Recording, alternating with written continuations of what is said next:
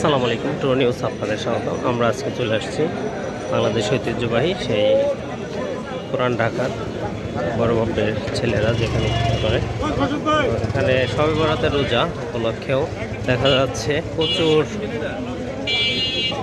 ইফতারের আয়োজন করা হয়েছে। বিভিন্ন রকমের রুটি থেকে শুরু করে ফল ফলাদি আপনাদের সকলের দেখার ব্যবস্থা করে দিলাম।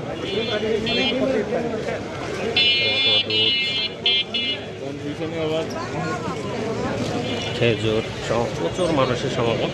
আসলে এই পুরান ঢাকার যে একটা ঐতিহ্য, এখানে আসলে মানুষজন খুবই আত্মতৃপ্তি নিয়ে ট্রেডিশনাল নিয়ে বেঁচে থাকে।